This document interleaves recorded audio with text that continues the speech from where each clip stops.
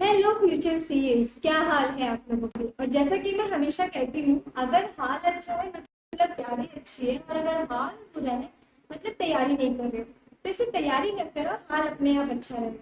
तो आज हम लोग करने वाले हैं इन एलएलपी एक्ट 2008। और एलएलपी एक्ट 2008 से पहले हम लोग देखेंगे कि अब तक हम ना क्या क्या कर चुके हैं। बहुत कुछ कर चुके हैं, और क्या क्या कर चुके हैं उसमें सबसे पहला है आपका इंडियन कॉन्ट्रैक्ट एक्ट कर चुके हैं हम लोग। पार्टनरशिप एक्ट कर चुके हैं, सेल ऑफ गुड एक्ट कर चुके हैं।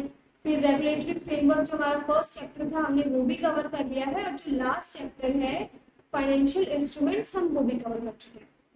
तो मोटा मोटा हमारा 90% सिलेबस कवर हो चुका है। अगर आपको इसकी क्लासेस देखनी है तो आप यूट्यूब चैनल पे जाके देख सकते हैं। और अब हम करेंगे एलएलपी एक्ट, और फिर हमारा बच जाएगा कंपनीज एक्ट, और हमारा सिलेबस हो जाएगा खत्म। तो फिर चलो शुरू करते हैं। और अगर आप इस चैनल पे नए हो ना तो चैनल को सब्सक्राइब कर लो, क्योंकि इस पे सीए से रिलेटेड वीडियोस जो है वो आते रहती हैं। तो फिर पढ़ाई शुरू करें। हाँ हाँ मैम, जल्दी से पढ़ाओ, बहुत ज्यादा पढ़ाई करने का मन कर रहा है। चलो ठीक है, हम एलएलपी एक्ट करते हैं। LLP act 2008। देखो मैं समरी फॉर्म में कराने वाली हूँ, फटाफट फटाफट से पूरा क्रिस्प रिवाइज हो जाएगा आपका। लेकिन अगर आपको डिटेल फॉर्म में भी चाहिए, डिटेल वीडियो चाहिए, तो मैं आप कमेंट करना, मैं वो भी लेके आ जाऊंगी। ठीक है, नो प्रॉब्लम। तो सबसे पहले हम देख जानते हैं कि एलएलपी होता क्या है। भैया जैसे पार्टनरशिप था, पार्टनरशिप क्या था, चार लोग आए मिलके, उन लोगों ने क्या किया, एक पार्टनरशिप बनाई कि हम अब क्या करेंगे, बिजनेस करेंगे। Same LLP. एलएलपी क्या होती है, एलएलपी भी एक टाइप का बिजनेस व्हीकल होता है। यानी जैसे कंपनी होता है, पार्टनरशिप होता है, सोल प्रोप्राइटर होता है, वैसे ही एक एलएलपी होता है, बिजनेस रन करने के लिए बनना चाहता है। ये स्पेशली उन लोगों के लिए होता है जो प्रोफेशनल्स हैं। आप जैसे कि इमेजिन करो, फ्यूचर में पहुंच जाओ। आज से 4 या 5 साल बाद जब आप लोग सीए बन जाओ, तो आप लोग, हो सकता है कुछ लोगों को प्रैक्टिस में जाना हो, और वो ये सोचे कि चलो भाई प्रैक्टिस में जाते हैं।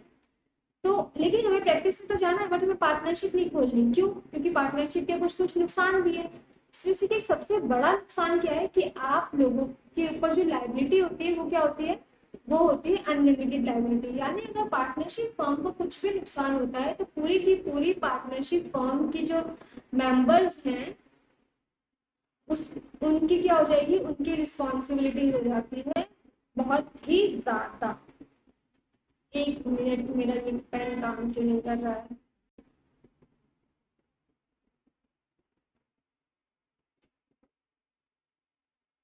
चल कोई नहीं।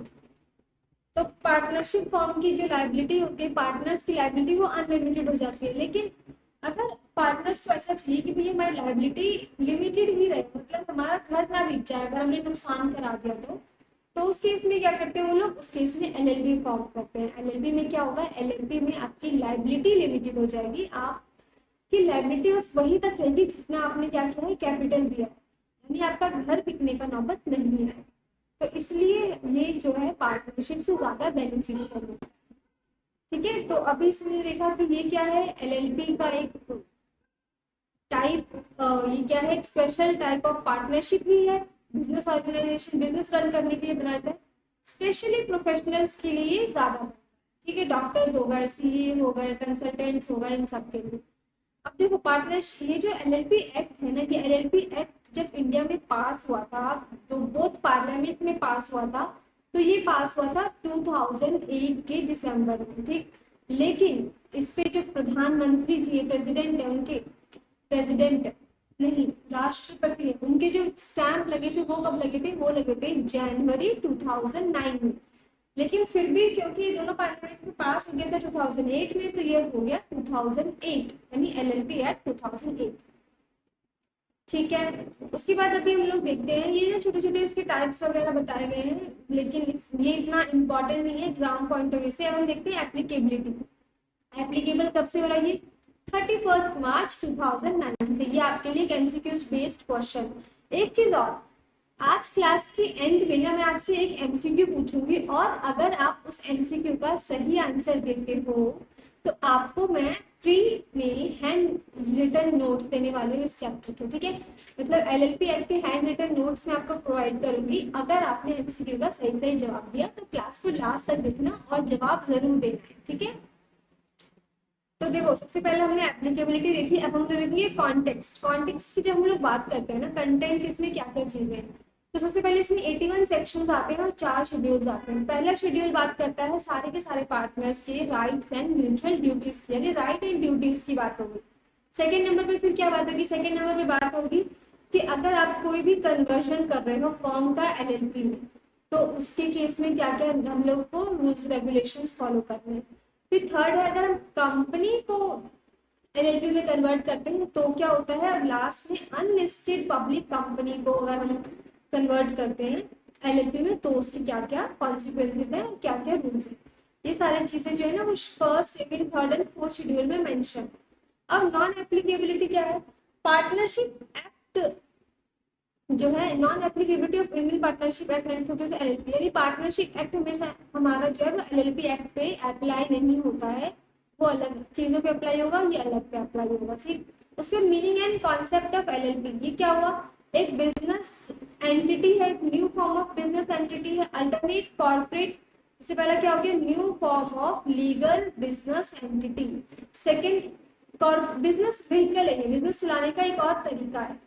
पार्टनर्स को फ्लेक्सिबिलिटी अलाउ करता है इंटरनल स्ट्रक्चर में, क्योंकि अगर पार्टनर्स कैपिटल, अगर पार्टनर्स कंपनी ओपन करेंगे तो उस केस में क्या होगा, कंपनीज एक्ट के सारे रूल्स इनको फॉलो करने पड़ेंगे, जिसमें शेयर होल्डर्स बन जाते हैं बेसिकली, वो फिर मैनेजमेंट में आते हैं, मैनेजमेंट में फिर कुछ और लोग भी आ जाते हैं, तो ये सारी चीजें हैं, तो वो फ्लेक्सिबिलिटी इनको किससे मिल जाती है, एलएलपी में मिल जाती है।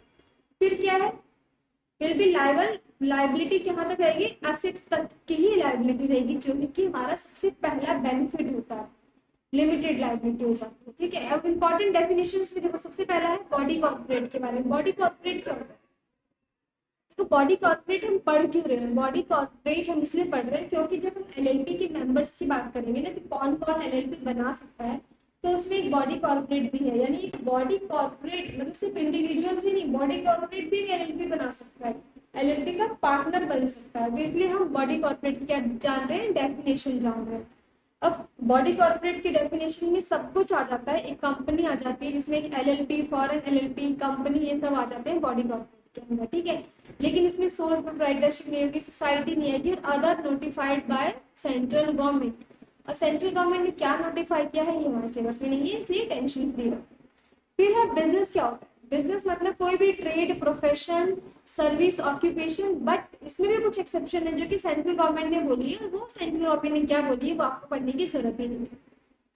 डेजिग्नेटेड पार्टनर क्या होता है, देखो जब बहुत सारे पार्टनर्स हैं तो उसमें आपको ना एटलीस्ट 2 डेजिग्नेटेड पार्टनर्स चूज करने होते हैं। वो डेजिग्नेटेड पार्टनर्स एक तरह से पूरी एलएलपी को रिप्रेजेंट करते हैं, और उन पे क्या होती है, रिस्पॉन्सिबिलिटी ज्यादा होती है, उनके सिग्नेचर्स हर जगह वैलिड होते हैं।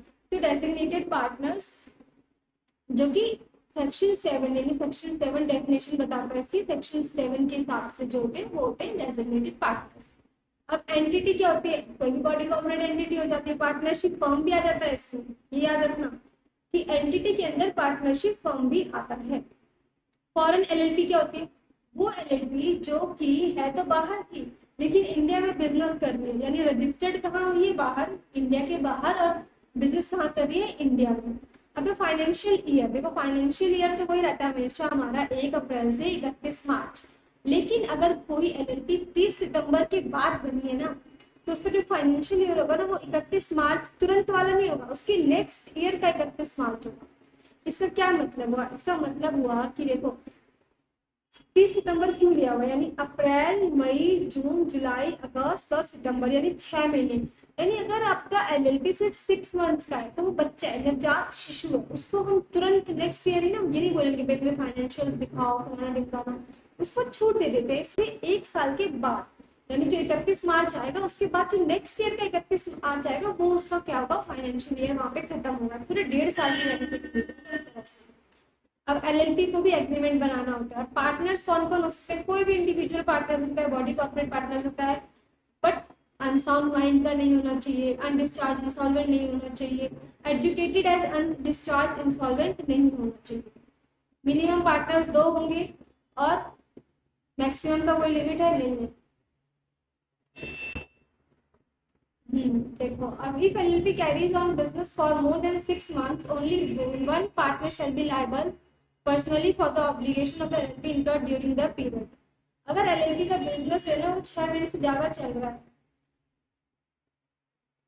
carries on a business for more than 6 months with only one partner, minimum तो 2 चाहिए, लेकिन अगर किसी LLP ने 6 महीने से ज्यादा बिजनेस कर लिया वो भी सिर्फ एक ही पार्टनर के साथ, तो उस केस में क्या होगा, वो पर्सन पूरी तरह से लायबल हो जाएगा।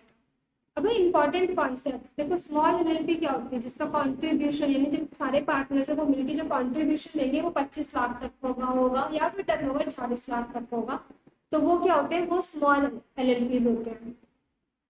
अब है डेजिग्नेटेड पार्टनर्स, हम लोग को एटलीस्ट 2 डेजिग्नेटेड पार्टनर सेट करना है और उसमें से एटलीस्ट एक जो है ना वो रेजिडेंट इन इंडिया होनी चाहिए।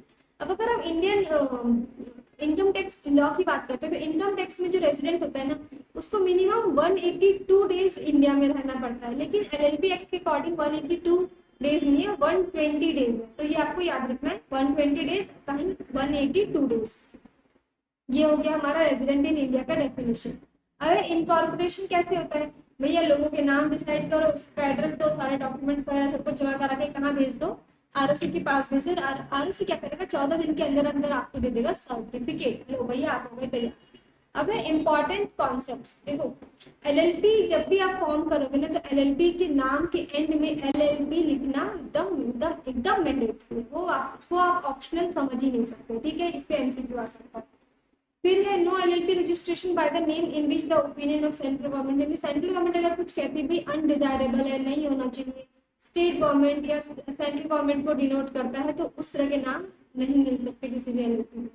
अगर LLP को नाम चेंज कराना है ना तो उसको क्या करना पड़ेगा, किसी के साथ मिल रहा है या कुछ ऐसा है तो सेंट्रल गवर्नमेंट क्या करेगी, कंपनी को अलाउ मतलब बेसिकली नोटिफाई करेगी कि भैया तुम क्या करो, अपना नेम चेंज करो विद इन 3 मंथ्स और एप्लीकेशन, यानी कोई सेंट्रल गवर्नमेंट को कैसे पता चल रहा है, कोई ना कोई उसको एप्लीकेशन भेजता होगा, तो जब भेजेगा तो सेंट्रल गवर्नमेंट क्या करेगी, उस एप्लीकेशन के आने के 3 महीने के अंदर अंदर ऑर्डर देगी कि भैया नाम अपना चेंज कर लो।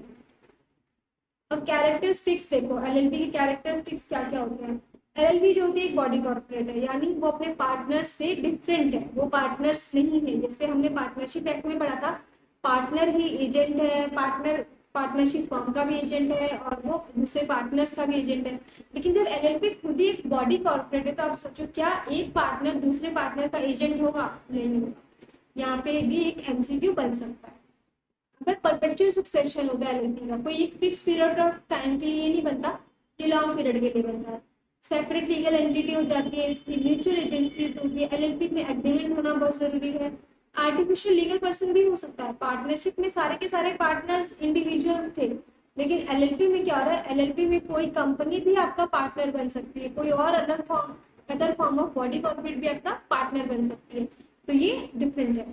फिर है कॉमन सील होता है, इसमें भी लिमिटेड लाइबिलिटी हो जाती है, कितनी सारी चीजें जो कि कंपनी से मैच होती हैं। डॉक्यूमेंट्स की ई-फाइलिंग भी होनी इसमें जरूरी होती है। फिर कन्वर्जन होते हैं अलग अलग टाइप के, जो कि हमने अभी ऊपर पढ़ा। तो ये था हमारा छोटा सा चैप्टर का छोटा सा रिवीजन, कह लो फटाफट फटाफट हमारा चैप्टर खत्म हो गया है। अब बारी है MCQ की, तो आप लोगों को बताना है, MCQ में क्वेश्चन है मेरा कि हम कौन कौन से टाइप ऑफ कन्वर्जन, किस किस फॉर्म ऑफ जो कंपनी है उसको LLP में कन्वर्ट नहीं कर सकते, ठीक है। तो ऑप्शन ए है हमारे पास कि हम पार्टनरशिप को LLP में कन्वर्ट नहीं कर सकते, दूसरा है कि हम पब्लिक कंपनी को LLP में कन्वर्ट नहीं कर सकते, तीसरा है सोल प्रोप्राइटरशिप को LLP में कन्वर्ट नहीं कर सकते, और चौथा है अनलिस्टेड पब्लिक कंपनी को हम लोग क्या है LLP में कन्वर्ट नहीं कर सकते। तो 4 ऑप्शन हो गए कि किस चीज को हम LLP में कन्वर्ट नहीं कर सकते।